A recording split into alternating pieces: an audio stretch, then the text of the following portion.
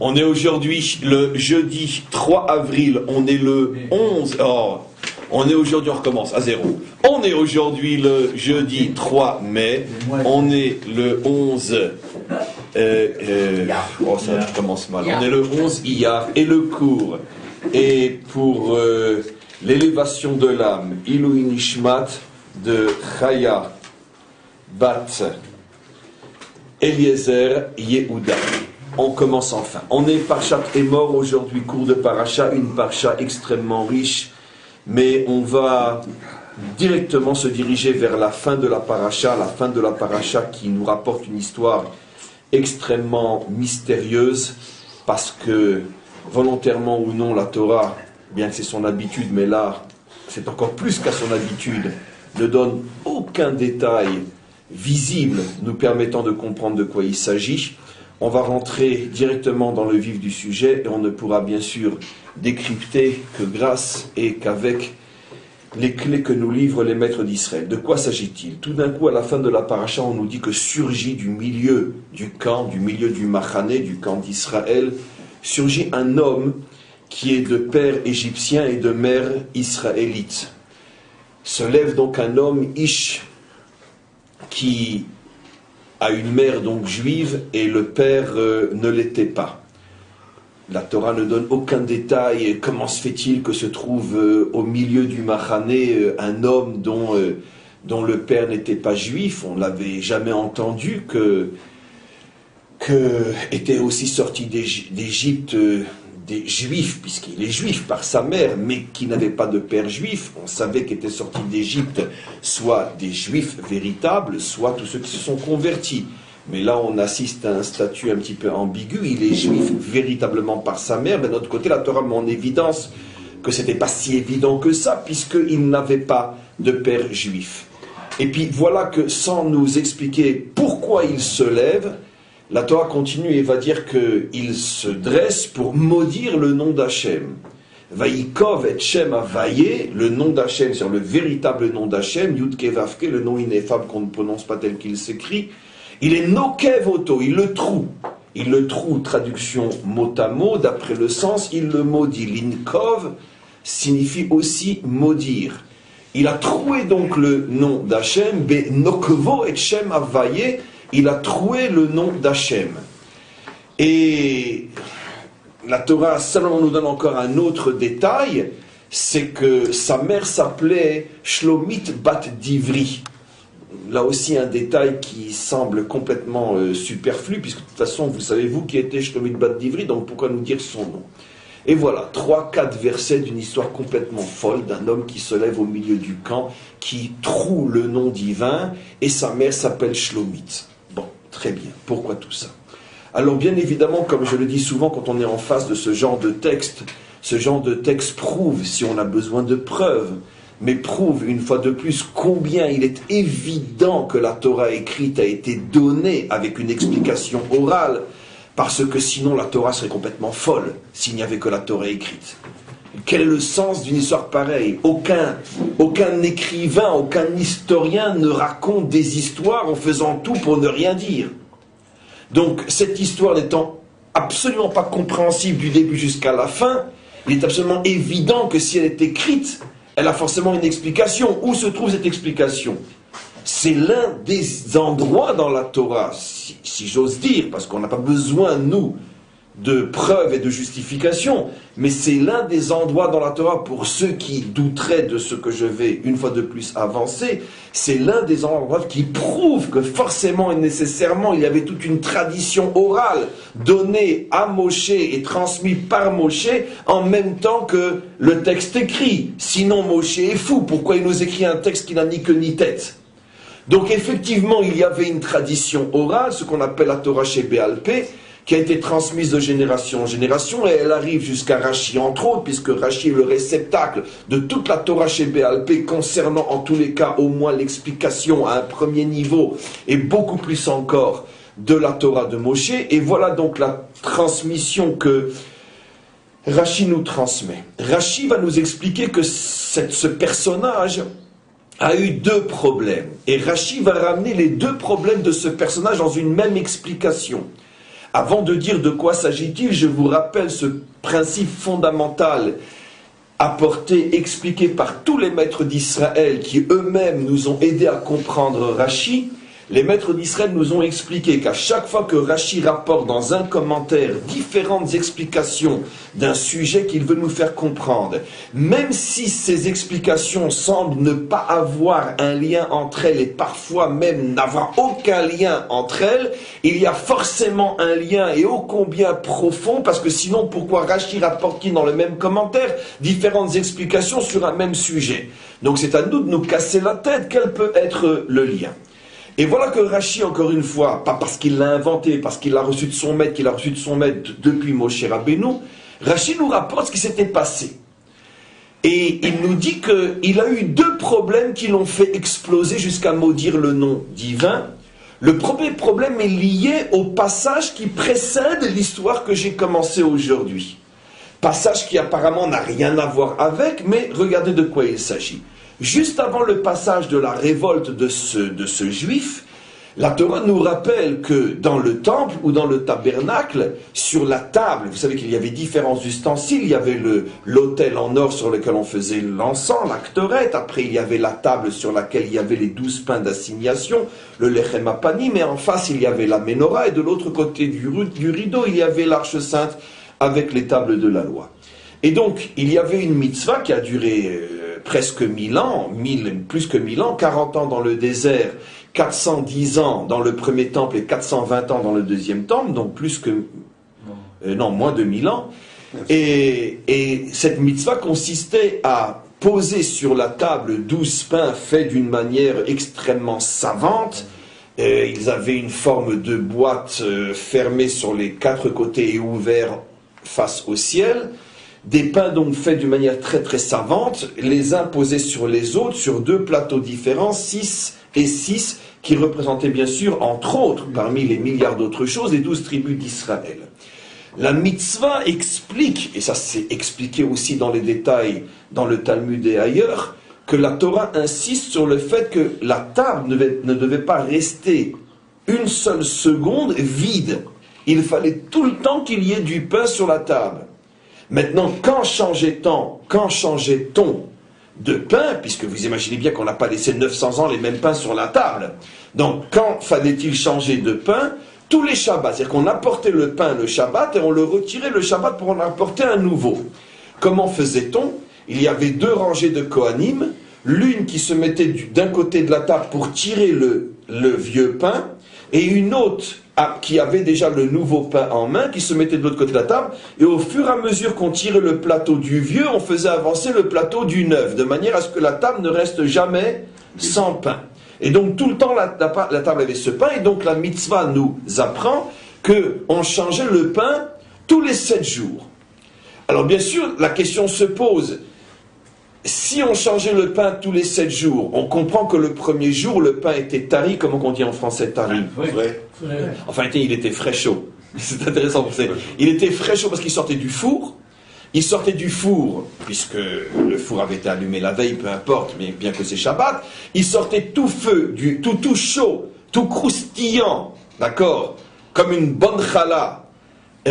Il sortait le Shabbat. Donc on la portait sur la table avec une bonne odeur, une belle couleur, tout roussi, avec un bon goût si on l'aurait mangé. Donc un pain digne d'être sur la table d'un roi, c'est l'expression même du Talmud. Et on le posait donc le Shabbat. Mais on peut imaginer qu'une semaine après, lorsqu'on le retirait, il était tout froid, tout cassant, tout sec, sans odeur et sans couleur.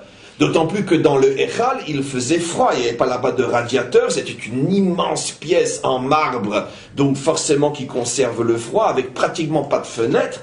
Donc toutes les raisons physiques qui font que le pain, quand on le retirait, ne devait pas apparemment être aussi tari, aussi frais chaud que quand on le sort du four. Or voilà que non, parce qu'il y avait un miracle permanent, ça fait partie des 10 miracles qui se produisait en permanence dans le temple, c'est que le pain était retiré une semaine après, aussi chaud, aussi croustillant, aussi belle couleur et aussi bonne odeur que le jour où on l'avait apporté. Un miracle permanent. Vous me direz, Et alors, pourquoi pas? Pourquoi changer? Comment? Pourquoi changer s'il est toujours comme ça? Il pouvait être 200 années comme ça? Elle est pas mal la question. Elle est pas mal la question. Il pouvait rester 860 années permanentes? La question est d'autant plus extraordinaire que c'est véritablement la question qui va nous permettre de mieux comprendre encore ce que je vais expliquer. Vous allez voir qu'indirectement, je vais répondre à votre question. Les Cohen le mangeaient, non? Comment? Les Cohen Quoi? Les Cohen Oui. le mangeaient. D'accord, les Cohen le mangeaient. Les Cohen le mangeaient. Techniquement, non. Ils ont mangé 12 toute la semaine alors? Oui, bon, ils étaient des centaines. Non, de Cohen. il faut que ce soit toujours 12. Alors, s'il mangeait un, il faut remplacer tout de suite. Mais c'est pour ça, non, le pain qu'on retirait était tout de suite mangé, mais il n'arrivait qu'une petite quantité au Kohanim chacun, puisqu'il y avait 500 Kohen pour 12 pains. Donc, le pain qu'on retirait le Shabbat était tout de suite distribué au Kohanim qui le mangeaient, mais la table, elle ne restait pas sans pain. Et vous allez voir, je vais répondre à votre question. Quoi qu'il en soit, donc il y avait un miracle permanent, je ne vais pas rentrer dans le pourquoi, le comment, etc., des miracles dans le temps, mais il y avait donc un miracle permanent qui fait que quoi? Que de toute façon, le pain ne séchait pas. Et voilà que notre tradition rapporte que ce personnage-là, ce juif-là, ce fils de la juive, c'est quand il a, comme tout Israël, entendu et reçu cette loi, il s'est révolté. Il n'a pas accepté. Et quel était son argument? Un truc fou. Il a dit, mais qu'est-ce que ça veut dire? Depuis quand laisse-t-on sur la table d'un roi un pain pendant une semaine? Un roi doit être servi tous les jours avec un nouveau pain qui sort tout chaud, les croissants chauds. Qu'est-ce que c'est cette manière de servir Dieu? Alors on lui a répondu, mais attends, je comprends pas. Mais tu aurais raison si on laissait sur la table du pain qui durcit et moisit. Mais le pain était toujours chaud puisqu'il y avait un miracle. Et malgré tout, il s'est révolté. Donc il est venu, on ne comprend rien, il est venu avec un argument du genre, c'est pas comme ça qu'on doit servir le roi. Le roi, on doit lui apporter un pain tout chaud tous les jours, sorti maintenant du four. Et quand on lui a répondu, parce que s'il ne le savait pas encore, je l'ai mal apporté. Et quand on lui a répondu, j'explique tout. Lui pensait qu'on laisserait le pain une semaine comme ça. Elle a dit, mais vous êtes fou. Apparemment, il fait un excès de service divin. Mais c'est pas ça, c'est pas comme ça qu'on sert un roi. On lui apporte un pain nouveau, chaud tous les jours. On lui a répondu, j'ai cafouillé dans l'explication, on lui a répondu, mais ne t'inquiète pas, le pain restera chaud pendant une semaine, il y aura un miracle. Et quand il a entendu ça, alors il s'est révolté, il a maudit le nom d'Hachem. Ne cherchez pas à comprendre, c'est incompréhensible. Deuxième explication que rapporte Rashi, qui, elle, n'a strictement, visiblement rien à voir avec la première, mais qui est extrêmement et profondément liée à la première, ça va être le but du cours, et de dire que non, il s'est révolté pour une autre chose. Lui était de la tribu de Dan par sa mère. Sa mère était pas une Danoise, mais une Danite. Elle était de Dan. Et par son père, il n'était rien au plus égyptien. Et le problème c'est que la loi du partage de la terre d'Israël entre les tribus va selon la tribu du père. C'est-à-dire, de quelle tribu appartiens-tu par ton père? Et donc, comme lui ne pouvait pas dire de quelle tribu il appartenait par son père, il a pensé et il a dit, c'est pas grave. La terre d'Israël, avec tout le respect qu'on lui doit, c'est une chose. Mais moi, je suis juif à part entière. Et c'est vrai que par rapport à la loi, par rapport à la judéité de cet homme, par rapport à, d'une certaine manière, son identité juive, il n'est pas moins juif que celui qui a un père juif. Et il est en tout cas 200 milliards de fois plus juif que celui qui a un père juif et qui n'a pas de mère juive, en tous les cas avant la conversion. Donc il a dit, je ne comprends pas. Le judaïsme considère que la judaïté passe par la mère. Je suis un juif à part entière. Ma mère est de Dan. Donc où je vais, moi? Alors, il a commencé à se renseigner, on lui a dit, mais ton père est d'où? Alors, dans la tribu d'Yehuda, on lui a dit, chez nous, tu ne peux certainement pas être. De toute façon, ta mère est de Dan. Toutes les tribus l'ont repoussé. Parce qu'on s'approchait de l'entrée en Israël, du partage. Alors il est venu chez sa tribu, il a dit, bon ben écoutez, personne ne veut de moi, mais vous allez quand même vouloir de moi, ma mère elle est de Dan. Et il n'a même pas demandé l'avis. C'était pour lui une évidence qu'il allait être accepté.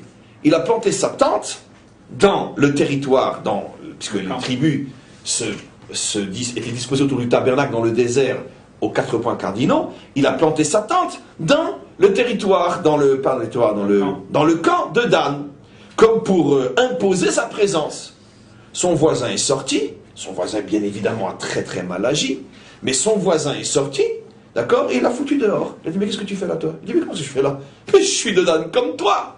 Il dit, non, ton père est égyptien. Et donc, tu ne peux pas venir on pourrait dire, nous forcer à t'accepter. C'est pas de cette manière-là. Tu peux recevoir, mais ne viens pas au nom d'un droit, d'un dû, d'une obligation. Parce que au nom du droit, du dû, de l'obligation, tu dois venir au nom de ton père. Et au nom de ton père, ça ne marche pas. Donc, tu nous demandes, on est prêt bien sûr, puisque chacun d'entre nous a une mitzvah de tzedaka, de chesed, de tout ce que tu veux. Mais ne viens pas au nom d'un dû. Quand il a entendu ça, il a été profondément vexé. Je peux le comprendre, le pauvre. Parce que c'est quand même vexant pour un juif à part entière de ne pas savoir où planter sa tente.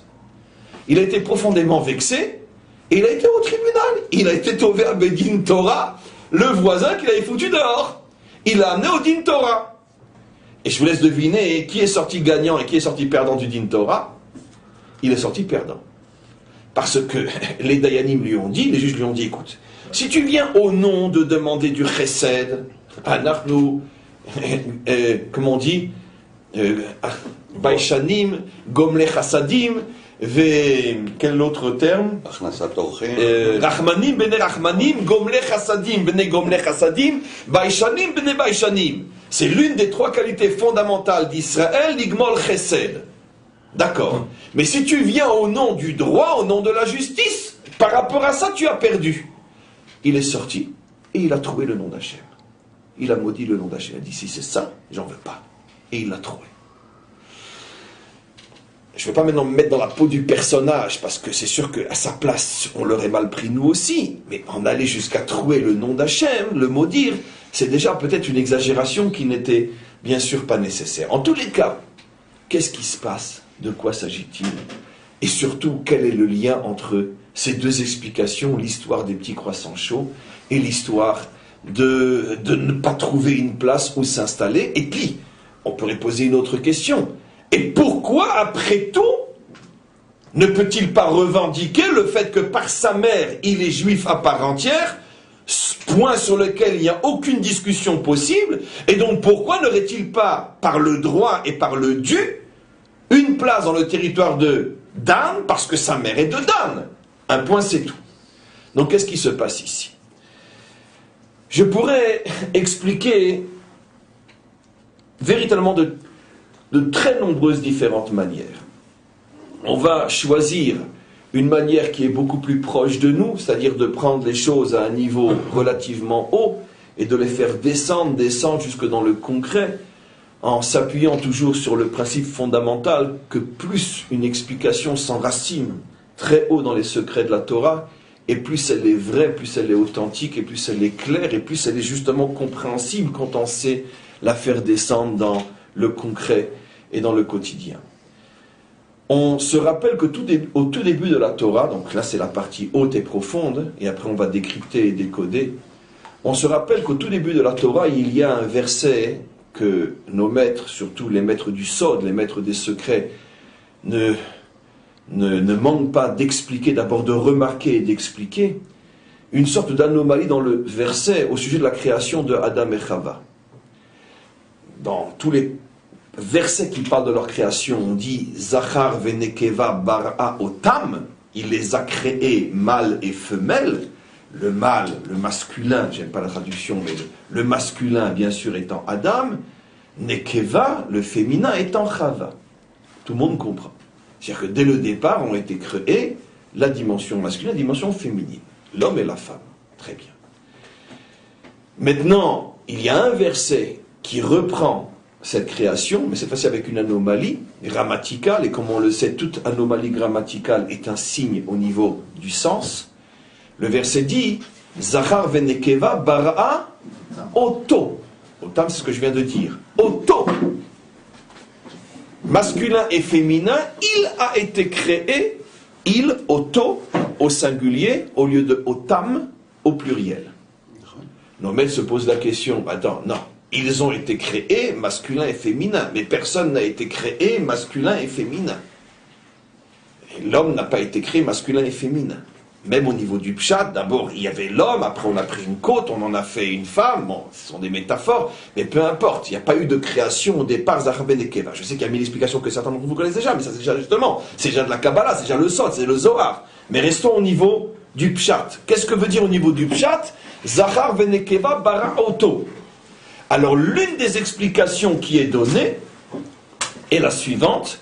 Ici la Torah ne fait pas allusion à la création physique, mais elle fait allusion à la création, on pourrait dire, comme on va dire, nishmatique en français, au niveau du caractère, au niveau du caractère de l'être. Et dans le caractère de l'être, chaque être a été créé avec deux forces. Une force qui est masculine et une force qui est féminine. C'est-à-dire que le verset qui est au singulier ne parle donc pas du corps, puisque le corps il est ou masculin ou féminin. Mais il parle, on pourrait dire, du nefesh. Je n'ai pas trouvé la traduction exacte pour le nefesh. Il parle donc du ophi. Je n'ai pas non plus trouvé la traduction pour le mot ophi. Il y a des mots qui sont difficiles à traduire. Mais la nature véritable, profonde d'un individu, qu'il soit homme ou femme sur le plan physique, c'est pas à ce niveau-là qu'on regarde, mais c'est au niveau profond. Dans sa profondeur, l'être humain est créé avec deux forces, une force qui s'appelle Zachar, la forme masculine, et une force qui s'appelle Nekeva, la force féminine. C'est pour ça qu'il y a des Mashiach. C'est pour ça que dans l'histoire, il y a tout. Il y a Yehuda, il y a Yosef, il y a tout. Mashiach ben David, c'est féminin, et Mashiach ben Yosef, c'est masculin. Absolument. C'est-à-dire que ce sont les deux grands principes fondamentaux dont le bet, première lettre de la Torah, fait allusion, valeur numérique 2, tout a été créé sur le modèle de deux principes fondamentaux qui se retrouvent dans l'homme lui-même, Oto, lui au singulier, Zachar venekeva. Maintenant, à ce niveau-là, on peut construire 150 milliards de cours. Mais on va retirer quelque chose à notre niveau. Pourquoi je suis obligé, d'une manière pédante, de dire 150 milliards de cours? Pour prévenir, ça c'est mon devoir, que ce que je vais dire n'est même pas l'ombre de toutes les explications qu'on n'a même pas encore commencé à expliquer sur ce que l'on découvre que l'homme a ces deux dimensions. À notre niveau, ce que je me contente d'expliquer est ce qui est apporté par nos maîtres. Ces deux dimensions qui sont Zachar venekeva représentent dans l'individu, si du moins il était équilibré et arrivé à trouver justement le juste équilibre entre ces deux forces, c'est ce qui permet à un individu de vivre en même temps attaché à deux types de réalités. La réalité terrestre, ce monde qui nous oblige à déployer des forces qui sont, on pourrait dire, appropriées à ce monde. Et les forces appropriées à ce monde s'appellent dans le langage biblique codé Nekeva, féminin. Mais nous possédons aussi tout un ensemble de forces qui nous permettent de nous connecter à une réalité qui est au-dessus de ce monde, ce qu'on pourrait définir comme étant la réalité spirituelle, et ces forces-là s'appellent sous le nom codé biblique Zachar masculin. La raison pour laquelle la Torah écrite et surtout orale ont choisi d'appeler la dimension terrestre féminine, la dimension céleste masculine, il y a mille et une raisons dont beaucoup sont même compréhensibles pour l'homme de la rue. À titre d'exemple, mais je vais aller très vite parce que ce n'est pas le but du cours, mais à titre d'exemple, on sait très bien, l'homme est très théorique, il est très klali. La femme est très concrète, très pratique, très détail. Ça se retrouve même dans le physique. L'homme donne une graine, il y a tout dedans, mais on ne voit rien. La femme en fait un être humain. L'homme, excusez-moi l'image d'Épinal, l'homme apporte le salaire, mais la femme en fait une maison, on fait une nourriture, on fait des habits, elle en fait un bonheur de vivre. Des mois et merveilles. Alors que l'argent, c'est ni mangeable, ni on peut s'habiller avec, et ni on peut s'abriter sous. Donc l'homme apporte la potentialité, la femme apporte la réalité. La potentialité est toujours, on pourrait dire, spirituelle, en ce sens que rien n'est encore réalisé, et la matérialité, la réalisation est féminine. Mais à titre de simple exemple. Mais en tous les cas, c'est les codes bibliques. Donc en tous les cas, pourquoi l'homme, même au singulier, ici plus l'homme mais l'humain, parce que ça inclut même la femme, pourquoi l'humain est appelé Zachar Venekeva? Parce qu'il doit être doté de deux forces pour se lier à ces deux mondes. La force féminine qui lui permet de briller dans le monde matériel, et la force masculine qui lui permet de briller dans le monde spirituel. Dit d'une manière extrêmement schématique, lorsque l'homme est dans son bureau en train de gérer ses affaires et faire prospérer sa société, à ce moment-là il est féminin.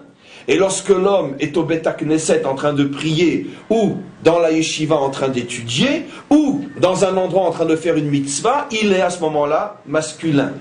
Ce qui veut dire que une femme qui prie ou qui étudie la Torah est à ce moment-là masculine, et un homme qui travaille est à ce moment-là féminin. Donc ça n'a rien à voir avec les définitions physiques de ces noms-là, mais ça a à voir avec le décodage de ces notions, et c'est donc plus du tout un problème de féminité et masculinité comme on le comprend dans la rue.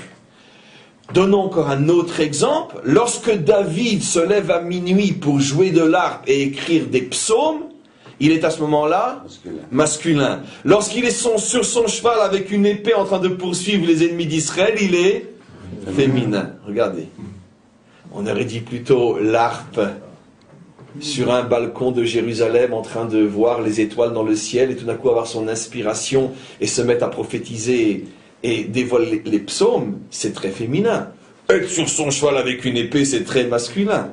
La vérité, c'est que c'est exactement le contraire. Toute attache à ce monde est féminin, toute attache à l'autre monde est masculin. C'est le or et cli. Oui, c'est le or et le cli. Regardez ça, regardez ça. Quelques mois seulement. Et je suis un bon prof quand même.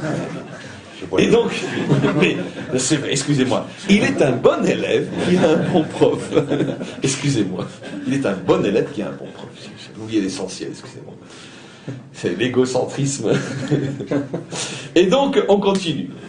Maintenant, on comprend à titre d'exemple quelque chose de fou, de fabuleux. J'ai beaucoup hésité à faire ce cours, je vous préviens, parce que je savais que ne disposant que d'une heure ou d'un peu plus, peut-être vous me pardonnerez si c'est un peu plus qu'une heure aujourd'hui, si le cours est intéressant, donc peut-être qu'on continue un peu plus qu'une heure. J'ai beaucoup hésité avant de faire ce cours parce que je sais qu'il touche des sensibilités trop concrètes, parce qu'on va mettre en évidence ce qui peut se passer dans la nature d'un juif qui n'a pas un père juif. Peut-être que le converti pourra aussi se poser des questions, alors moi où je suis là-dedans. Mais j'essaierai avec l'aide du Maître du Monde de retomber sur nos pieds et de satisfaire tout le monde par rapport à ses propres questions personnelles. Mais je vais commencer par, on pourrait dire, le sens le plus simple et on va approfondir un petit peu. D'après cette analyse que nous sommes en train de faire à haute voix, on peut comprendre l'importance fondamentale d'avoir un père et une mère juive. Pourquoi? Parce que de la mère, tu vas recevoir la dimension terrestre, féminine, et du père, tu vas recevoir la dimension céleste, spirituelle. Bien qu'on a expliqué que tout être humain, là, parce qu'il est humain, Zachar Venekeva Bara Oto, mais le fait que ça passe et c'est renforcé par les canaux parentaux, ça ne fait que, on pourrait dire, augmenter, préciser, renforcer ces deux dimensions dans l'être qui est créé. L'être qui, à partir de rien, est créé dès le départ par l'union de ces deux forces, l'une masculine juive et l'autre féminine juive. Ce qui veut dire que l'enfant créé de cette manière va recevoir dès le départ de sa conception, avant même d'exister, toutes les forces masculines d'Israël ainsi que toutes les forces féminines d'Israël. En principe, cet enfant sort, on pourrait dire, avec une sorte d'équilibre inné, parce qu'il a en lui déjà ces deux forces équilibrées, puisqu'elles font partie intégrante de sa conception. Mais j'ouvre une parenthèse énorme. Et de ce que je ne dis pas, tout le monde pourra réfléchir par lui-même. Que je ne peux pas tout dire.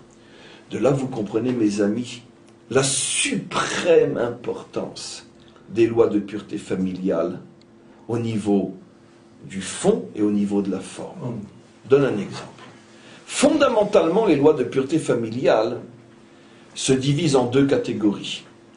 On connaît, pour la plupart d'entre nous, seulement la catégorie cli, réceptacle, mais peu d'entre nous connaissent aussi la catégorie or, c'est-à-dire intériorité, qui font partie intégrante aussi de la pureté familiale et que beaucoup de gens ne connaissent pas, en tous les cas, au niveau de leur véritable importance. Au niveau, on pourrait dire, formel, ce que je pourrais appeler le corps de cette loi-là, c'est bien sûr, comme on le sait, la tahara, en ce sens qu'il y a des périodes où la femme est interdite, et elle doit passer par tout un ta'alir, par tout un processus, qui fait qu'à ce moment-là, elle est permise à son mari, et tout celui qui a un minimum d'intelligence dans le cerveau, et surtout beaucoup d'honnêteté dans le cœur, sait que cette loi-là est visiblement et évidemment là pour préparer l'union, de manière à ce que l'union soit la plus parfaite possible.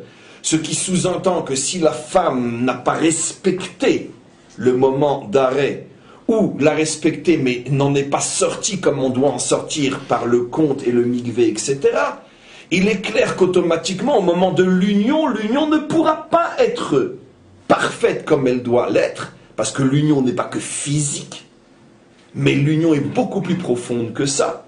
Et donc il y aura une sorte de déconnexion entre l'homme et la femme à ce moment-là, le problème étant ici chez la femme, et donc automatiquement l'enfant qui va naître va manquer de la dimension féminine juive. C'est-à-dire que son rapport au monde matériel ne sera pas 100% selon l'esprit d'Israël.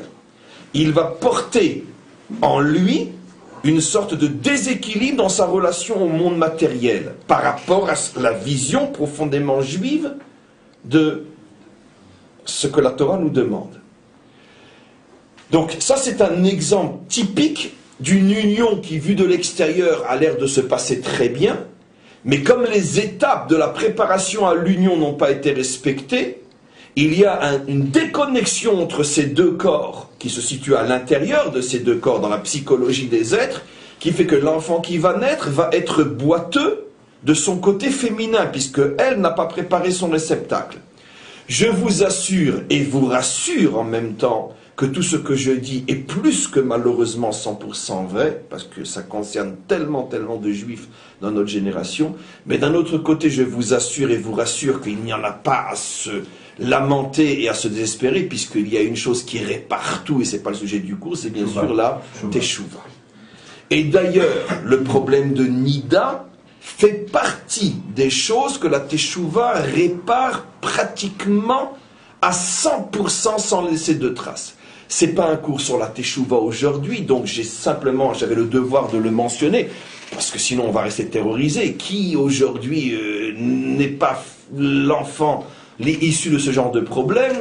Bon, de moins en moins c'est vrai, mais il y a eu une génération, l'après-guerre jusqu'à plus ou moins aujourd'hui, où malheureusement la majorité des enfants juifs naissaient de ce problème. Aujourd'hui, grâce au retour d'Israël, il y en a de moins en moins, en tous les cas, mais en Israël, vraiment de moins en moins, car même les femmes qui ne sont pas pratiquantes vont au mikvé.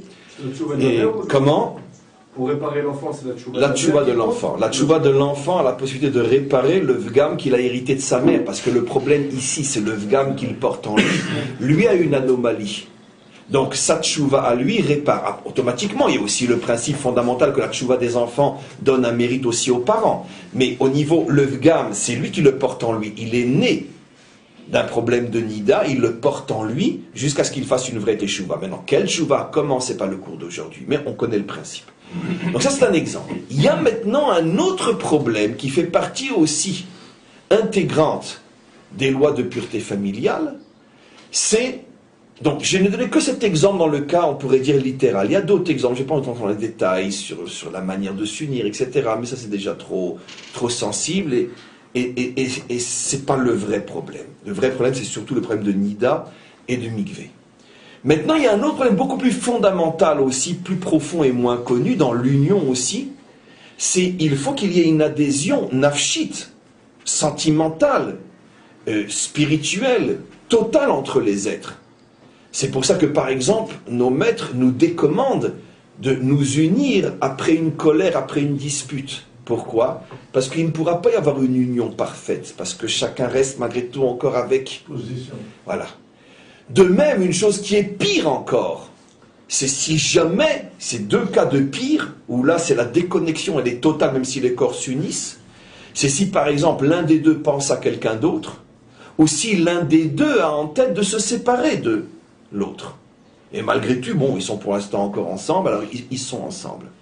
C'est les deux cas où, bien qu'il n'y a pas faute physique, il y a faute mentale, la déconnexion est totale à ce moment-là, et donc selon celui qui a cette déconnexion, qui n'est donc pas avec l'autre, admettons que le mari, puisque tout à l'heure on a parlé de la femme, pense à une autre ou pense à divorcer au moment où il s'unit, à ce moment-là, il n'est donc pas avec elle, il n'y a que le corps qui est avec elle, mais c'est tout.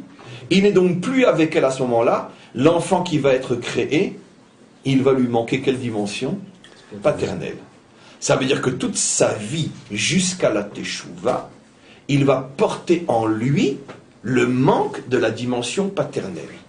Vous imaginez maintenant toutes les nuances possibles, inimaginables, qui font que, rare, que Dieu me pardonne d'être à ce point sévère avec son peuple, mais on pourrait dire que rares sont ceux qui naissent véritablement parfaitement. Pourquoi?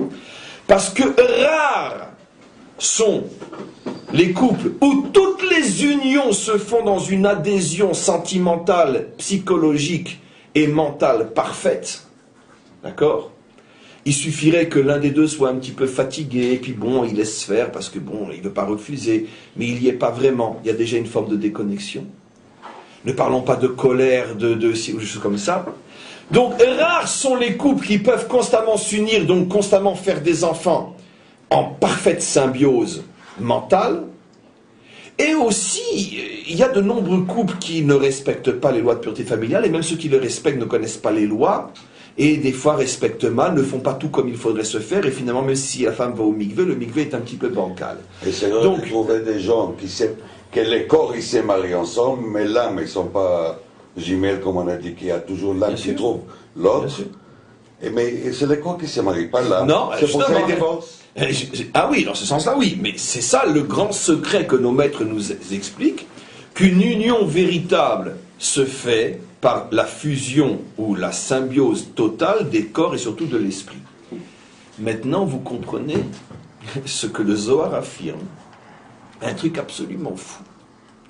Le Zohar dit dans un passage que le jour où il y aura sur terre un couple qui saura s'unir à la perfection, l'enfant ne pourra être autre que le Mashiach. Ce qui veut dire que déjà ce que va devenir l'être dépend en grande partie de la manière dont il a été conçu. Ce qui veut dire que tous les problèmes spirituels et autres d'un individu naissent finalement dans la chambre à coucher des parents et de la manière dont ils se sont unis. Encore une fois, tout est réparable, mais là on rentre déjà dans la catégorie Teshuvah, c'est un autre domaine, un autre registre. Mais au niveau de la manière dont tu es créé, c'est comme ça que ça fonctionne. Oui. Mais pourtant, on a dit hier qu'on ne pouvait pas être puni sur une mauvaise pensée. C'est pas une question de punition. Non, mais c'est-à-dire que Hachem ne prend pas en compte... Pas toi, mon fils. Non, parce que de toi, je ne peux pas que c'est une question pareille. Ça n'a rien à voir avec une punition. Ce café est très bon, le problème c'est que je ne sais pas qu'on a mis dedans du poison. Je le bois, la personne meurt. Très bien. C'est une punition? Non, c'est une réalité. Ça n'a rien à voir avec un choix moral. La punition, c'est la conséquence d'un choix moral. D'ailleurs, ça c'est tout le cours dans le principe de tout à l'heure, où on rentre dans un domaine fabuleux. Ici, il s'agit de réalité. Le monde a été créé selon des règles, que tu subis conscient ou non. Je veux dire, l'eau allez-nous, un accident de voiture, et le père a fait une bêtise au volant, tout le monde y passe. Qu'est-ce que ça a à voir avec une punition? En tout cas, dans le sens que l'on comprend à premier niveau. Ce qu'on a expliqué hier, que les enfants ne sont pas punis pour, ou même une pensée, etc. On parle de punition céleste qui vient, on pourrait dire, par des canaux qui n'ont rien à voir avec la nature et le processus naturel. C'est tout ce que... D'abord, je me suis pour ce que je dis, parce que finalement, ta question n'avait pas de place ici, mais ta question est absolument incroyable, parce que c'est toute la clé de la compréhension du texte du Talmud qu'on a commencé. Il y a des punitions, mais ce ne sont plus des punitions qui sont tout simplement le conséquence de mauvais mécanismes mis en marche. Ça n'a rien à voir avec une punition. C'est tout simplement, comprenez le monde que j'ai créé et vivez en harmonie avec les règles de mon monde, sinon vous allez vous faire exploser. Et il y a un autre principe qui s'appelle la punition, ça veut dire que j'ai fait quelque chose que, entre parenthèses, Dieu ne voulait pas, et il va m'arriver quelque chose qui n'a rien à voir avec un processus naturel. Ça veut dire que la punition elle-même provient de mécanismes qui ne peuvent en aucun cas être expliqués par les voies naturelles. Mais ça, on en parlera. Laissez-moi maintenant continuer. Tout le monde comprend maintenant que si déjà au niveau d'un père et d'une mère juive, il y a 90% de raisons de penser que l'union ne se fera pas, en tous les cas pour tous les enfants, comme elle doit se faire, j'ouvre une parenthèse. C'est aussi la raison fondamentale pour laquelle on a tellement de différences entre un enfant et un autre. C'est l'une des raisons, je n'ai pas dit la seule. Parce que pour cet enfant, il y avait une telle disposition d'âme, de corps et d'esprit entre les parents. Et là, c'était une mauvaise période. On était au bord d'une faillite, ou dans une période de grosses tensions, de grosses disputes, ou bien de crises X et Y, des tensions à l'extérieur qui nous empêchaient, quand on s'unissait, de vraiment penser à l'un à l'autre. Automatiquement, l'enfant qui va sortir peut être porteur de problèmes que les premiers ou les derniers n'auront pas. Mais encore une fois, c'est pas une fatalité, parce que de toute façon, Dieu sait très bien ce qu'il fait et où il met chaque âme. Et heureusement, on a la plus grande des forces, qui elle est plus forte que toutes les déterministes, qui s'appelle la Teshuvah. Donnons un exemple simple, parce que j'aurais quand même nous rassurer. Rabbi Akiva, d'où il vient, qui il était, il est devenu le plus grand, le plus grand, le plus grand, le plus grand de tous les grands, des grands, des grands, des grands, des grands. La force de la Teshuvah. Donc on ne parle pas de déterminisme, on parle de réalité tant que l'homme ne s'est pas pris en main. Donc n'ayons pas peur de ce que je dis. Si on comprend que le problème se pose même avec un père et une mère juive, je vous pose la question. Et celui qui n'a pas de père juif? Il n'y a aucune connexion possible, réelle, entre les parents. Aucune connexion. Il n'y a rien eu. Rien eu. Ça veut dire que d'une certaine manière, c'est comme si l'homme était absent. C'est comme s'il avait fait un enfant tout seul. Mais il y a un problème. Réga. Maintenant, la Torah nous apprend que si le tout seul, c'est la mère, ça ne porte pas atteinte à l'identité de l'enfant. Pourquoi? Je vous promets 1 milliard de cours sur ce sujet, mais on n'a pas le temps, et je n'ai pas les forces, et je n'ai pas toute la connaissance non plus. Mais pourquoi ça passe par la mère? C'est clair qu'on ne peut pas en rester là. Mais aujourd'hui, oui, on va en rester là. Mais les deux choses sont vraies en même temps. Si une mère juive a un enfant avec un nom juif, c'est comme si elle l'avait eu tout seul. Puisque si déjà entre un juif et une juive, il se peut qu'il y ait une déconnexion pour des choses aussi, on pourrait dire, pas évidentes que celles que j'ai évoquées, alors quand le père est non juif et qu'il appartient à une dimension radicalement autre, différente et inconnectable à Israël, c'est absolument évident que l'enfant n'a donc rien reçu de la dimension paternelle. Rien. Comment? Il ne peut pas y avoir d'harmonie au niveau nafshi et... Il peut y avoir une harmonie, il ne peut pas y avoir une connexion. Excuse-moi, je vais te répondre d'une manière tellement forte que tu vas comprendre à quel point la question est juste, mais à quel point elle n'était pas posable. Il peut y avoir un amour à en faire frissonner tous ceux qui le voient entre un homme et une femme mariée. Et un vrai amour, et de vrais sentiments, et un vrai je t'aime pour l'éternité. Et je le dis vraiment parce que c'est vraiment vrai. Mais ne parle pas qu'il y a une connexion entre eux. Parce que la connexion ne se situe pas uniquement au niveau de comment ça se passe et ce qu'on se dit. la connexion c'est beaucoup beaucoup plus profond. Et même si tu t'amuses à faire de magnifiques trous dans le mur et que tu apportes de magnifiques fils que tu branches à la lampe mais t'es pas électricien, eh ben rien ne va s'allumer. L'exemple est fabuleux. Les connexions dépendent de réalités connectables au niveau des êtres et je ne peux pas les inventer.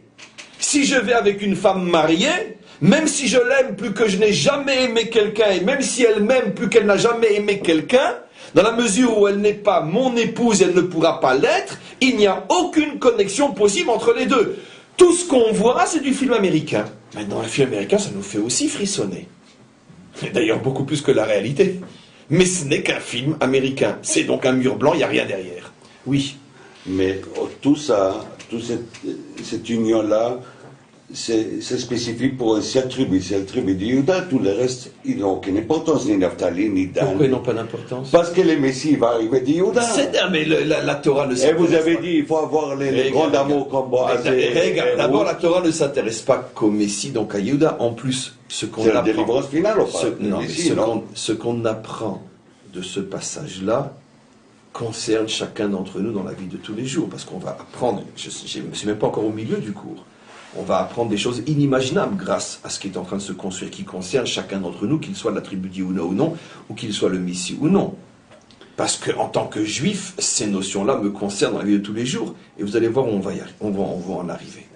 Donc maintenant, on peut comprendre que effectivement, cet homme dont parle la Torah, qui était de père égyptien et de mère juive, et la Torah met en évidence, bien qu'il y a différents commentaires sur son nom, mais je vais prendre d'Afka les commentaires qui parlent d'une manière chiouvite et non shlilite, positive et non négative, parce que Shivim Panim la Torah, nos maîtres mettent en allusion, en évidence le fait que de son nom, on apprend que c'était une femme qui véritablement était une vraie juive. Shlomit bat Divri, une femme qui ne parlait que du shalom. Shlomit bat Divri. Il y a sur le même nom une explication moins positive, mais Shivim Panim la Torah, il y a différentes visions d'un même. Mais Shlomit bat Divri, une femme qui était porteuse de shalom. Or, on sait très bien que le shalom, c'est Shmo shel HaKadosh Baruch Hu. Ça veut dire une femme qui, d'une certaine manière, je ne vais pas trop insister, parce que ce n'est pas le sujet du cours, qui adhérait parfaitement au plus grand, avec un X, au plus grand principe du judaïsme. Elle avait été tout simplement violée, pour la petite histoire, bien qu'il y ait une ambiguïté, mais je préfère rester, d'après les commentaires les plus vraisemblables, qu'elle avait été violée tout simplement pendant que son mari, on connaît l'histoire, Rachid la rapporte, pendant que son mari était sur le chantier, le chef égyptien s'est assuré que le mari était en train de travailler, il est rentré dans la maison, il a violé la femme.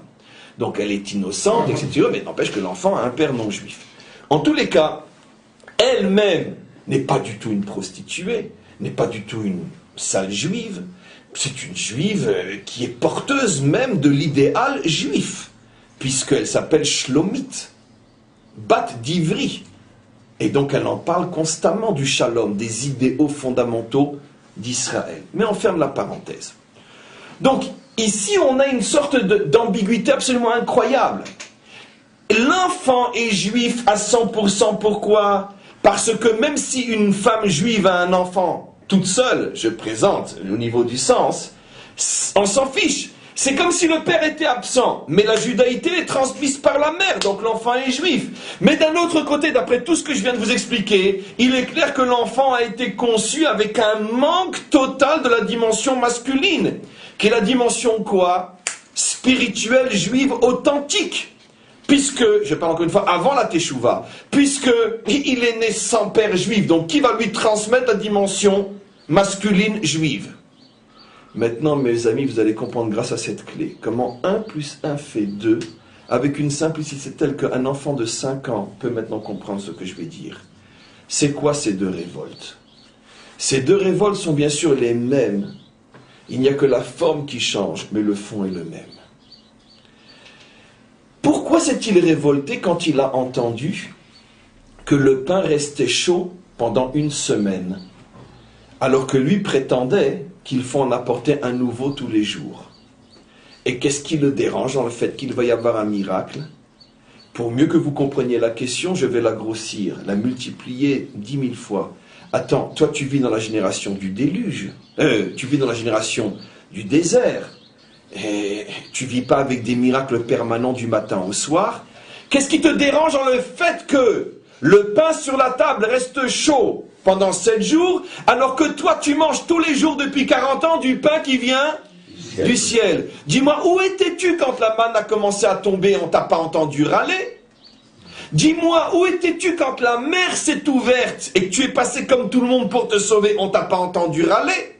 Dis-moi, où étais-tu quand il n'y avait rien à boire et que Moshe a posé sa main sur le rocher et que l'eau est sortie du rocher, que pendant 40 ans tu as bu de l'eau du rocher?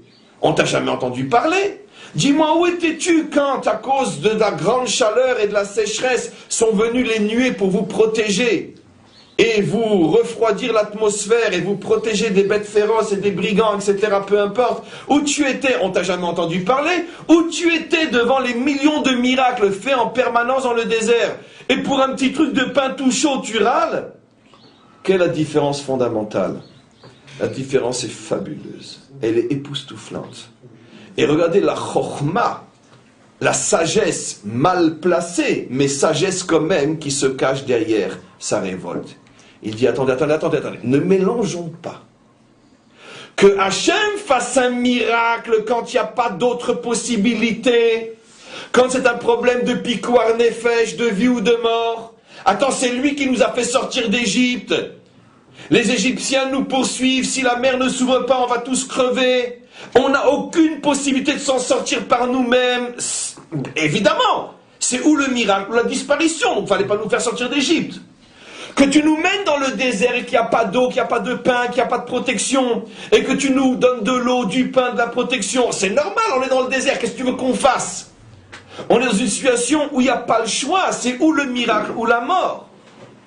Mais un miracle, quand on a une possibilité de l'éviter, tout simplement en respectant les lois de la nature, pourquoi provoquer un tel miracle? Il vient au nom d'une question tellement bonne que je défie qui que ce soit dans ce monde de trouver où il se trompait avant la fin du cours. Lui vient et dit, mais attendez, mais qu'est-ce que ça veut dire ça? Mais on n'a qu'à apporter un pain tout chaud tous les jours, on n'aura pas besoin d'un miracle qui tient le pain chaud pendant une semaine. Et quand on lui a dit, mais enfin, espèce d'idiot, ça fait 40 ans que tu manges de la manne, on t'a jamais entendu râler. Il a dit, mais enfin, mais c'est vous les idiots. La manne, on n'a pas le choix, mais là, on a un choix. Depuis quand provoque-t-on un miracle quand on peut l'éviter? Il y a un principe fondamental, a-t-il dit. En somchim ala nes. Et en plus, il a raison. C'est-à-dire en français, on n'a pas le droit d'aller au-devant du miracle lorsque ce n'est pas nécessaire. Le bon Dieu, c'est pas ton petit copain. Un petit miracle, barman, pour la 6. Mais maintenant, tu le prends pour qui, le bon Dieu? C'est-à-dire quoi? Fais du pain tout chaud, il n'y aura pas besoin de miracle. D'accord. Mais écoutez-moi bien. D'où on sait en plus qu'il a raison, c'est que Yaakov, alors que Yaakov avait reçu de nombreuses promesses d'Hachem, qu'il n'avait rien à craindre lorsqu'il est parti chez Lavan, et qu'il reviendrait sain et sauf jusque dans la maison de son père, au moment du retour, avant de croiser Esav, il a peur, il panique, il tremble, Oui. il prie, il envoie des cadeaux, il se prosterne. Nos maîtres disent, mais qu'est-ce qui lui arrive? Il est devenu fou, il a 10 promesses en main. Nos maîtres disent, il avait peur que tous ses mérites avaient disparu, y compris les promesses, à cause des nombreux miracles que Dieu lui avait faits pour ne pas tomber sous les coups de Lavan, sorcellerie et autres. Et donc, il avait épuisé son capital mérite. Et il pensait même avoir épuisé son capital promesse. Il était dans une situation où il pensait que les miracles lui avaient tout enlevé. De là, nos maîtres apprennent que celui à qui on fait un miracle quand ce n'est pas nécessaire, même si on le lui fait, ça lui enlève de ses mérites. On n'est pas une religion miracle, nous. Grâce à Dieu, on n'y croit pas au miracle. Pourquoi? Parce que c'est pas ça le vrai chemin. Le bon Dieu, c'est pas une boîte à miracles. Quand on ne peut pas faire autrement, et que c'est lui qui nous a mis dans cette situation, alors tant mieux s'il y en a un. Mais créer un monde qui fonctionne sur le miracle, il n'y a rien de moins juif que ça. Donc lui a 100% raison, il dit, mais vous êtes fous! Pourquoi vous tentez le Dieu avec vos pains qui restent chauds? C'est comme ça qu'on sert le roi à porter du pain tous les jours. On lui dit non. Il restera une semaine et il restera chaud. Maintenant, mes amis, d'où vient en vérité son acharnement au point d'en aller à maudire? Parce que bon, des discussions entre les maîtres d'Israël, car apparemment c'était un grand maître, parce que vous voyez où s'enracine sa demande. Les discussions entre les maîtres d'Israël, il y en a des milliers dans l'histoire jusqu'à aujourd'hui. Ça traverse tout le Talmud. Mais c'est parce qu'il y en a un qui n'a pas raison, ou qui n'est pas accepté, ou qui est repoussé, qu'il se met à maudire. Pourquoi lui, il en a été jusqu'à maudire? Parce qu'il a compris quel était le sous-entendu. Lui, pourquoi il pense jusqu'à aller à maudire ceux qui ne pensent pas comme lui, donc le Dieu des autres?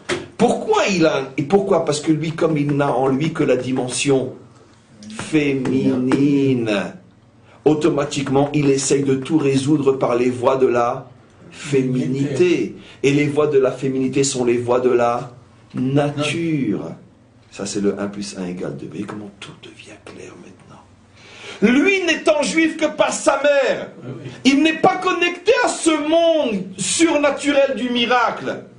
Donc, dès qu'il peut l'éviter, ou tant qu'il peut l'éviter, il ne veut surtout pas se connecter à ce monde, puisqu'il a tellement de mal à s'y connecter. Par contre, le monde naturel, le monde matériel, c'est son truc. Des petits pains tout chauds tous les jours, d'accord, 3,50 francs, c'est son truc. D'accord? C'est lui qui a inventé la chanson d'Alain Delon. Non, d'Alain Delon de...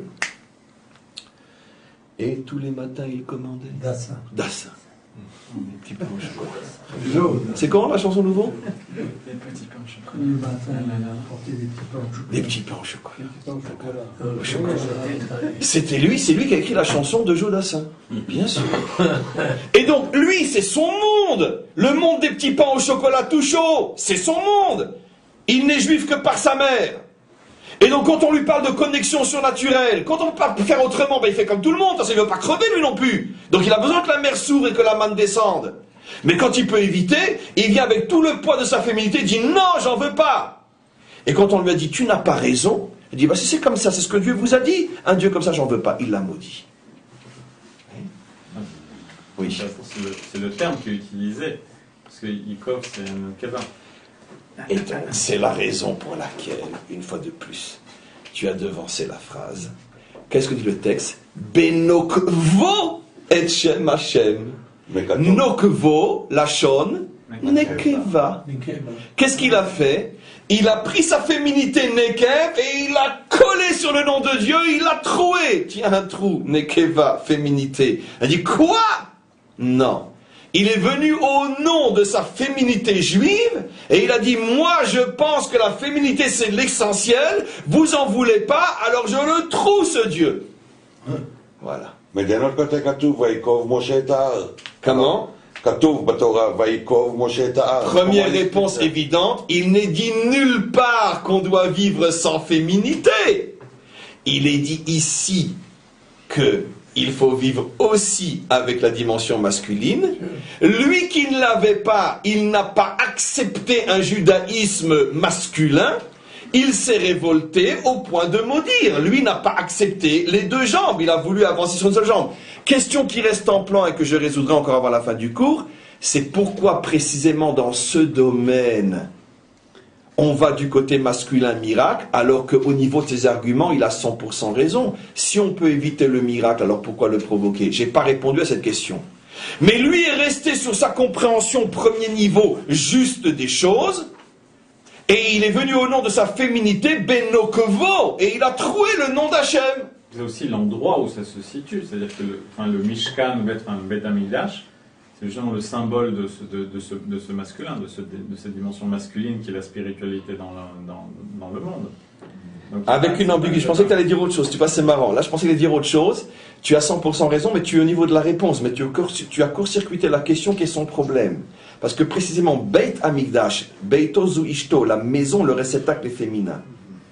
Donc, toi, tu es déjà au niveau de la réponse. Mais on va voir quelle était sa question à lui. Maintenant, on revient sur l'histoire de la terre. Sur l'histoire de la terre, on comprend aussi, bien sûr. Il a dit à Moshe, ou il a dit à ses dites-moi, On dit la mère patrie ou la terre patrie? La terre, la nation, c'est masculin ou c'est féminin? Le terrestre, c'est féminin ou c'est masculin? Attends, vous-même vous dites, je l'ai entendu au chiour du Rav. Le Rav a dit que tout ce qui est terrestre, c'est féminin. Tout ce qui est céleste, c'est masculin. Moi, je veux une part dans la terre. Donc, ça me suffit que j'ai une mère juive. Là, la question, elle est bombe atomique. Comment qu'on va lui répondre? On lui a dit non, c'est vrai, c'est vrai. Chez nous, on dit Ima Adama, comme en français la mère patrie, à la différence des anglophones qui, eux, disent Vaterland, d'accord? La différence. Un patrie, c'est le père. Alors, justement, non, mais c'est ça l'ambiguïté.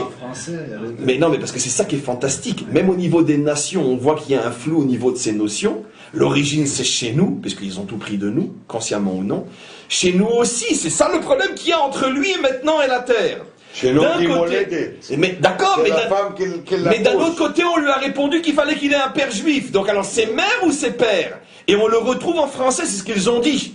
En français, enfin, chez les nations, on le retrouve parce que certains disent mère patrie, d'autres disent Vaterland, et même ceux qui disent mère patrie disent mère patrie. Patrie, ça vient du mot pater, père. C'est-à-dire que même les nations sont dans une ambiguïté qu'ils n'ont pas résolue eux-mêmes. La terre est masculine ou féminine? C'est exactement ce qui était le problème ici. Peut-être pour la première fois, le monde va savoir d'où vient l'origine de sa difficulté à définir si la dimension terrestre est masculine ou féminine. Patrie, mère, patrie. C'est une mère-père. Pourquoi? Parce que c'est exactement ça le problème.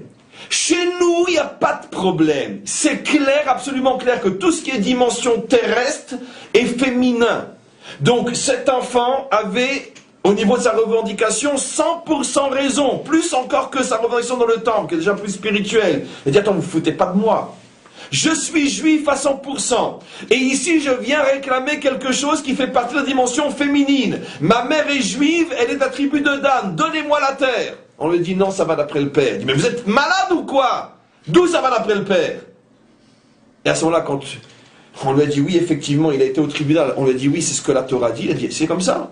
Un Dieu comme ça, j'en veux pas. Benokevo et Shem Havaye. Il a repris sa féminité et il a trouvé le nom divin. Oui. Justement, la question, c'est la réponse est la terre est effectivement féminine, ou comme le Beth Amikdash est effectivement féminin. Mais le but, c'est de faire d'apporter la dimension masculine pour qu'il puisse y avoir une union. C'est-à-dire que c'est le. On unit, effectivement, on vient apporter à la terre qui est féminine la dimension paternelle qui est masculine pour qu'il y ait une union, que ça donne des fruits. 100% juste. Ici, tu as tout dit. La discussion entre lui et sa génération, c'est la discussion entre le moyen et le but. Et on sait tous que la majorité des humains cafouillent entre le moyen et le but. Donnons un exemple simple. Dans la vie de tous les jours. Est-ce que je suis né juif pour étudier la Torah? Ou la Torah m'a été donnée pour m'affirmer et me construire et me réaliser en tant que juif?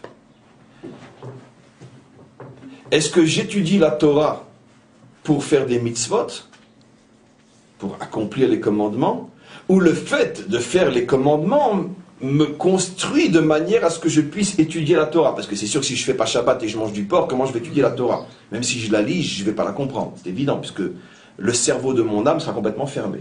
Donc je vais complètement dévier et je vais créer une nouvelle religion. Donc c'est évident que se pose la question, quel est le but, quel est le moyen? Est-ce qu'on se marie pour avoir des enfants? Ou c'est les enfants qui permettent de véritablement construire le couple? Deux exemples. Et il y a énormément de choses dans l'existence où il y a un but et un moyen, mais la différence entre les deux est tellement subtile qu'on ne sait pas où ça commence. Est-ce que je me réalise en tant que juif en venant vivre sur cette terre? Donc, la terre est un but, ou non? Je peux dire autrement.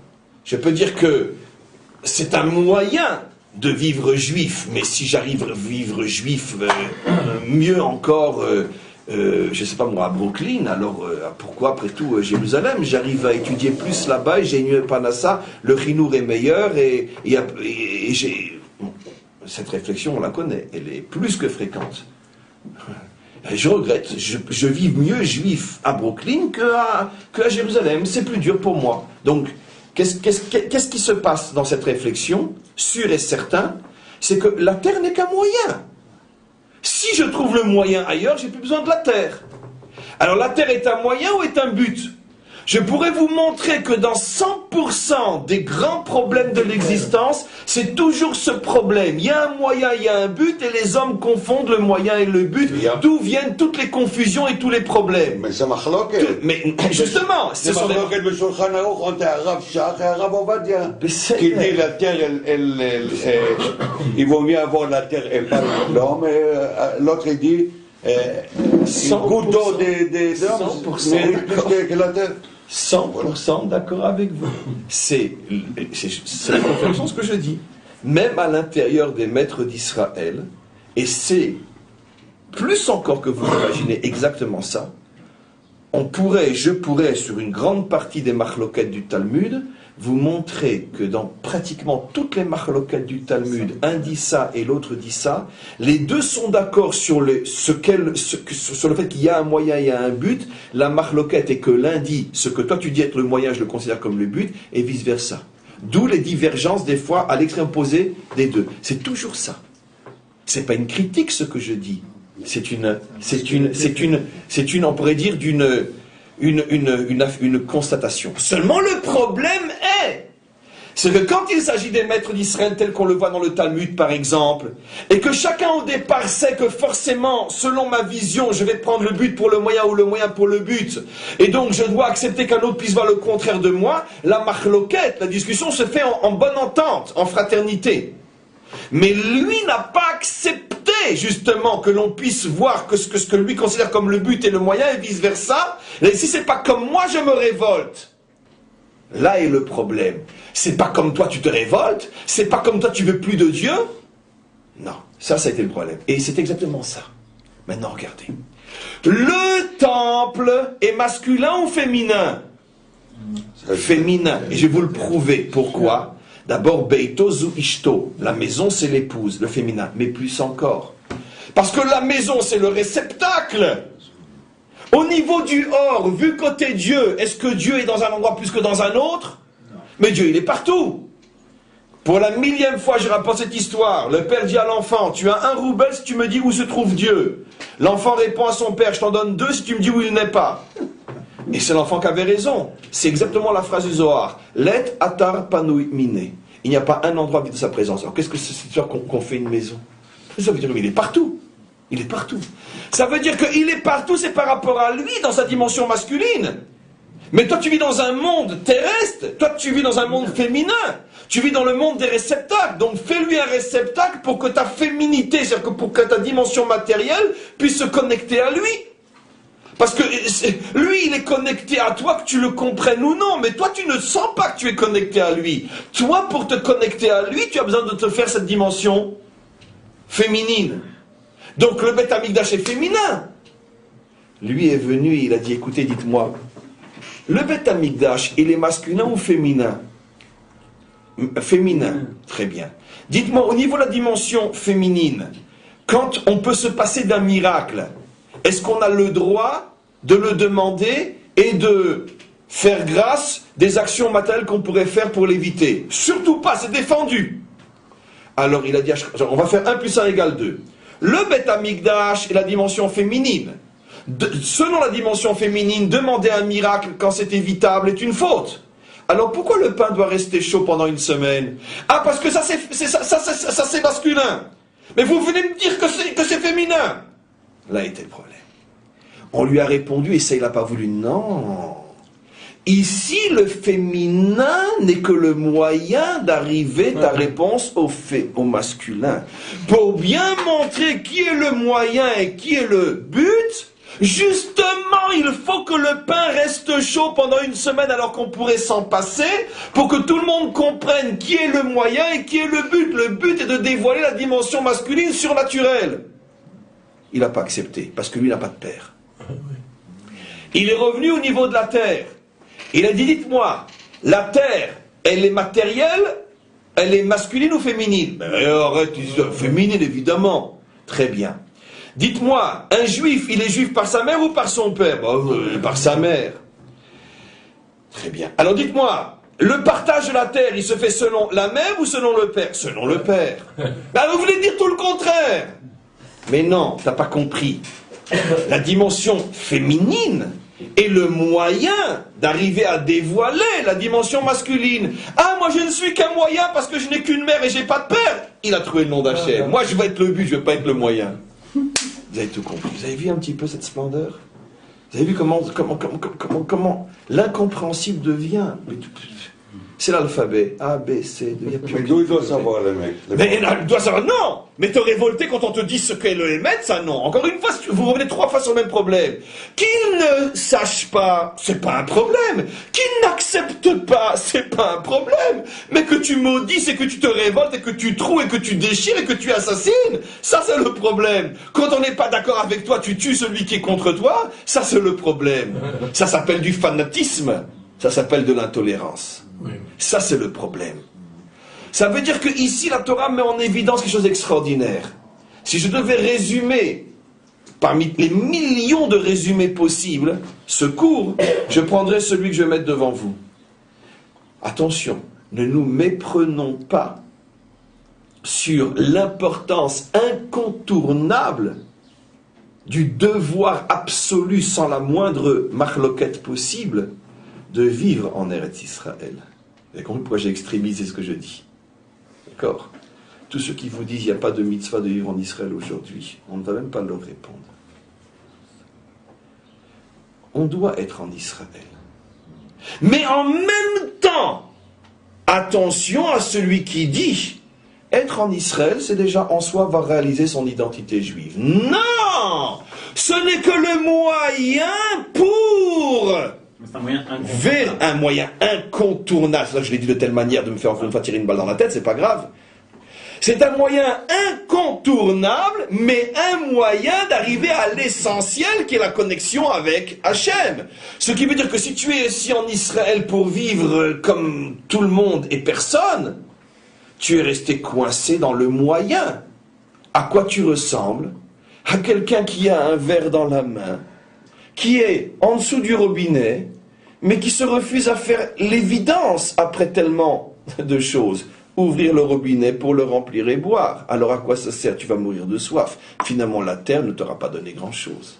Puisque un moyen que tu n'utilises pas, c'est tout simplement une stérilité qui ne donne pas de la vie. Et inversement, quand on est à l'extérieur, on ouvre le robinet, mais on n'a pas de verre. Non, mais c'est intéressant, parce que c'est... D'accord, je pensais que tu allais...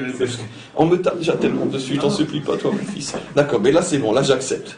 Mais effectivement, si tu n'as pas la terre, tu ressembles, je ne pensais pas que tu allais le dire aussi bien, tu ressembles à celui qui a le robinet, qui l'ouvre. Mais c'est ce qui s'appelle dans le langage fort que je ne traduirai pas, Zera le Batala, qui est la pire des fautes. Tout s'en va, sans féconder, sans fécondation. Il n'y a pas de réceptacle.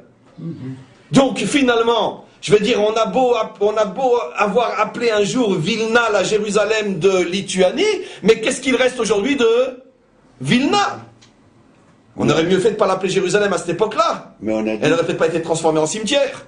Parce que quand on ose appeler Jérusalem une autre ville que Jérusalem, ça, le maître du monde, il pardonne pas. Beaucoup, mais me faites pas ce coup-là. Ah non, Jérusalem, il n'y en a qu'une. Aucune autre. Juste un instant. Donc on comprend maintenant que finalement ici, évidemment que la dimension féminine est incontournable. Un homme ne peut pas avoir d'enfant sans femme, un juif ne peut pas être juif sans la terre d'Israël. Mais d'un autre côté, le juif qui dit « j'ai la terre, ça y est, je me suis accompli », ben, ça n'empêchera pas, et avec la terre, et avec son accomplissement, de mourir de soif quand même. En maïm et la Torah. La Torah, c'est l'eau, c'est ça que j'ai pris cet exemple-là. Si tu n'y fais pas couler dedans l'eau de la Torah, à quoi te sert cette terre? Donc, les deux sont vrais. Et donc, les deux sont vrais, sont très subtils. D'où toutes les marloquettes jusqu'à aujourd'hui, comme vous l'avez rapporté. D'où toutes les marloquettes jusqu'à aujourd'hui. Comprenez? Parce que, justement, quand tu comprends que l'un n'est que le moyen, tu peux aussi te dire, je peux avoir un autre moyen. Quand tu comprends que l'un est le but, tu te dis aussi, ben, l'essentiel c'est le but, on se fout du moyen, etc. Ou quand tu confonds le moyen et le but, tu vas dire, le moyen est tellement incontournable que je vais en faire mon but. Ça veut dire que tout le monde bute contre ce problème. Si le but c'est d'étudier la Torah, effectivement on peut l'étudier n'importe où. Bravo. Si le but c'est d'étudier la Torah, on peut l'étudier n'importe où. Mais si je comprends que le moyen incontournable de l'étudier vraiment, pas en tant qu'individu, parce que c'est là la faute suprême de ces fauteurs-là. Mais moi j'arrive à étudier la Torah n'importe où. Mais je m'excuse que ça me monte, parce que je dis, mais tu te rends compte ce que tu es en train de dire? Moi je peux? Mais espèce de petite ordure, le peuple juif c'est toi? C'est toi le peuple juif? Moi je peux étudier la Torah n'importe où, mais mon peuple dit Hachem où il va l'étudier? Partout où il l'a étudié en dehors de sa terre, ça finit dans les fours. Tu te soucies de toi? De ta page de Talmud que tu vas faire en plus, ou du peuple juif? Le peuple juif ne peut étudier la Torah que sur sa terre. Maintenant vient aussi l'autre problème.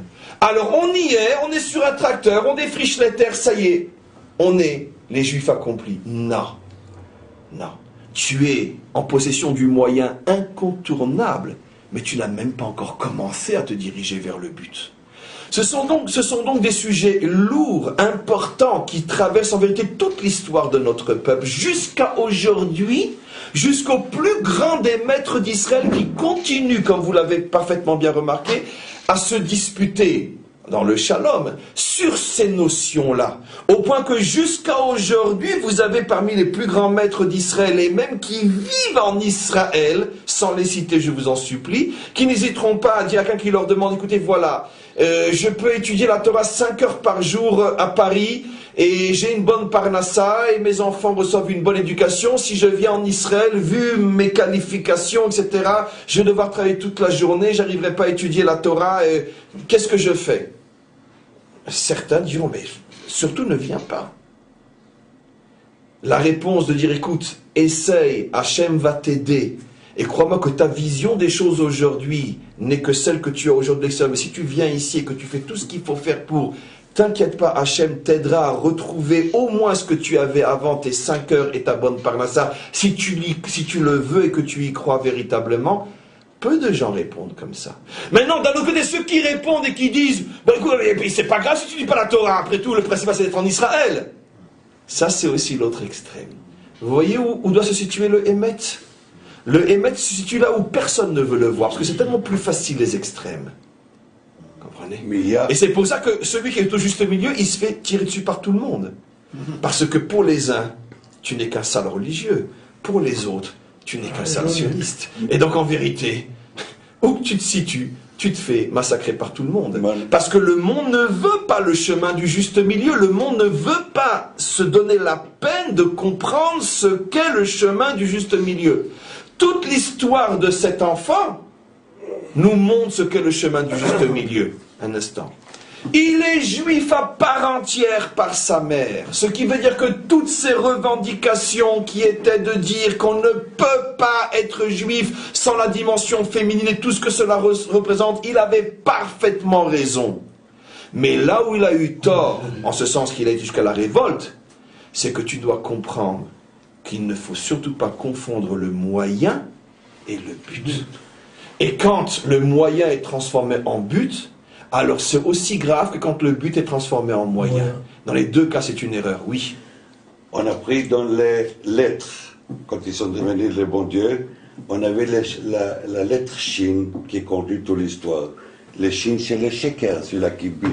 Dans les buts, dans les moyens, il vit dans les shekers. Et s'ils font les dalles et des yud, celui-là qui est coupé en haut, et celui-là qui est en longeant, bah, il fait les haies, ils ont les lignes entières. C'est ce qu'on a expliqué dans les lettres, absolument. Sur la lettre Shin qu'on a terminé, sur la lettre Shin, on a retrouvé beaucoup de ces notions-là, la séparation entre la lettre le Yud, la dimension masculine et féminine. Il faut que les deux soient ensemble pour faire le E. Le monde a été créé avec la lettre E. Abraham est devenu juif quand il a pris la lettre E. Mais tout ce passage du Zohar, comme il le dit, c'est le résumé. Bien sûr. Le monde a été créé avec le mot Shaddai, pour que l'homme prenne le Dalet et le Yud pour en faire le E et mériter de devenir Avraham. C'est exactement ça. Et après, il a amené C à la fin. Absolument. Et c'est bien que ça. Voilà. Donc, j'ai une question. oui. Si vous dites que le temps, c'est la dimension féminine, ça veut dire que le judaïsme vit aujourd'hui, depuis 2000 ans, sans dimension féminine, alors? Mais c'est ça, ta question est ô combien juste. Le véritable exil d'Israël est l'absence de la dimension féminine, car les plus grands maîtres de l'histoire d'Israël sont nés précisément quand? En exil. Les plus grandes lumières de notre Torah ont brillé dans le ciel de notre exil. Ce qui veut dire que sur le plan de la Torah, d'une certaine manière, d'où la difficulté aujourd'hui à comprendre ce que j'explique, mais vous voyez bien qu'on peut être un grand dans la Torah sans avoir besoin d'être à Bnei Brak ou à Jérusalem ou je ne sais où. Oui, et preuve à l'appui. Mais le problème, c'est que tu as 100% raison dans ton erreur. C'est que, encore une fois, si on pouvait avoir un enfant tout seul, si le monde pouvait exister qu'avec des hommes ou qu'avec des femmes, tu aurais raison. Chacun choisirait de n'être qu'une femme ou qu'un homme. Mais le monde, pour exister, a besoin d'un couple. Et ce que nous avons par contre complètement perdu depuis 2000 ans, enfin jusqu'au retour sur notre terre, c'est la dimension féminine, justement. Justement, maintenant, tu veux que je confirme ce que tu expliques? La preuve la plus grande que nous sommes en manque de dimension féminine, c'est que l'histoire nous le prouve, surtout pour un juif qui a compris que tout ce qui se passe devant nos yeux est une allusion porteuse de messages incroyables. Pourquoi à l'endroit où devrait être notre temple se trouve une mosquée? Dites-moi, Ishmaël dans la Torah, il est le produit de quelle dimension? Comment? Masculine, d'accord. L'union entre l'homme et la femme. Il est l'enfant de Hagar. Il est l'enfant de Hagar. Ce qui veut dire qu'il a un père dans le sens juif biblique, mais sa mère n'est pas juive biblique, c'est pas Sarah. Il avait le père non juif avant Abraham. Oui, et en plus, il est né de la dimension non encore juive de Abraham. Mais là, c'est déjà des finesses extraordinaires. Mais sans cette finesse... Il n'hérite pas d'Abraham, donc il n'est pas le... Alors justement, sans cette finesse s'il vous plaît, sans cette finesse de Abraham qui est juste, mais qui ne fait qu'approfondir ce que nous disons, mais restons sur le personnage. Il est connecté par la dimension masculine, avec la nuance de Abraham, qui est extrêmement significative, mais que je ne veux pas réexpliquer maintenant. Mais en tout cas, il n'a aucune connexion par la dimension féminine. Il est dans l'absence totale de la dimension féminine. Pourquoi? Non, mais dans le sens des messages. Vous regardez au niveau du Shulchan Aruch, mais vous avez raison. Mais je regarde dans le sens du message profond que la Torah veut nous faire comprendre. Ça veut dire que sa dimension féminine est venue d'ailleurs. Évidemment que d'après le Shulchan Aruch, il n'y a pas de problème, mais on ne parle pas de ça maintenant. On parle, si vous voulez, au niveau de l'esprit de la Torah, pas de sa forme. On parle du Or, pas du Kéli. Au niveau du Or, bien évidemment il y a le problème que sa dimension féminine est absente par rapport à nous. Et c'est précisément lui qui est à la place de notre temple. Pour nous signifier quoi? Qu'il est là, lui qui représente l'absence de la dimension féminine, parce que c'est notre problème à nous. Et c'est aussi la raison pour laquelle nos deux religions prennent comme symbole la lune. Sauf qu'il y a une différence fondamentale. Chez nous, la lune, on la représente pleine. Chez lui, la lune, c'est toujours un croissant. Ça veut dire que sa féminité se nourrit de l'absence de la nôtre. C'est pour ça que chez lui, c'est un croissant. Il y a tellement de symboles inimaginables, absolument incroyables. En tous les cas, je veux juste terminer par une notion qui est absolument... Je veux dire, encore 5 minutes, je veux dire qu'on ne peut pas ne pas le dire, et je vais aller très vite, c'est plus maintenant du cours, mais c'est plutôt de la halakha. Tout ce que j'ai dit, parce que je sais combien vont se sentir un petit peu déstabilisés par ce cours, tout ce que j'ai dit sur ceux qui n'ont pas de père juif, est une réalité absolue, il ne faut pas avoir peur de la vérité. Mais d'un autre côté, c'est une vérité absolue tant que l'homme n'a pas utilisé ce qui est plus vrai que toutes les autres vérités, la vérité de la teshuva. Quand un homme fait teshuva, à ce moment-là, non seulement il répare tout, il sublime tout, il transforme tout. Et un homme de père non juif qui ferait teshuva peut arriver à un niveau des milliards de fois plus haut qu'un homme qui n'aurait pas à ce point fait teshuva et qui a dès le départ un père et une mère juive. Donc, qu'il n'y ait pas de problème dessus. Dans le Talmud, on rapporte l'exemple de Tanaïm, d'Amoraïm, pardon, qui faisait partie des plus grands Amorim de l'époque, qui étaient de pères non juifs parce que tout simplement leur mère avait été violée. Et donc il y a des cas des plus grands maîtres d'Israël qui étaient des enfants de mères juives uniquement. C'est pas le cas de Rabbi Akiva, non, Rabbi Akiva, lui, il y a le problème de la conversion encore. Maintenant, justement, c'est ce par quoi je voulais terminer. Alors, son père, non? Comment? C'est son père, c'est ça? Son père était converti, oui. Lui-même est né après la conversion, mais son père était converti à Rabbi Akiva. Maintenant, si déjà quelqu'un qui est au moins de mère juive pourrait se sentir déstabilisé, bien que je vais répondre qu'il n'y a aucune raison que ce soit le cas, et quelqu'un qui est converti alors, lui, au départ, il est né sans père et sans mère. Donc lui, il pourrait se dire, mais dans ce cas-là, converti, pas converti, d'accord. Mais qu'est-ce que j'ai? Comment? La conversion lui fait son titre. Alors, mais la réponse est aussi évidente. Il naît, s'il était né avant et qu'il se convertit, mais qu'il est toujours le produit de sa naissance d'avant, la question serait sans réponse. Mais le problème, c'est que, qu'est-ce que la Torah nous apprend? Qu'il naît au moment de la conversion. Et qui le met au monde à ce moment-là? Abraham et Sarah. Il reçoit une âme qui provient directement de l'union entre Abraham et Sarah. Ce qui veut dire que non seulement il a un père et une mère juive, mais les plus grands des pères et mères juives. Si c'est un guerre tzedek, un guerre véritable. Ce qui veut dire que tout le monde, malgré la force de ces réalités-là, tout le monde est récupéré et récupérable. Et même le guerre qui au départ vient d'une absence totale de ces deux dimensions peut être propulsé à un niveau où il peut arriver à avoir encore plus que celui qui est né de père et de mère juifs. Pourquoi? Parce que lui directement il se connecte à Abraham et Sarah. Et quelle est la preuve dans l'histoire? Rabbi Meir, Rabbi Akiva, et Onkelos, et Ruth, et etc., etc. Tzipora, la femme de Moshe, Yitro, etc. Ensof, Ensof, Ensof, Ensof.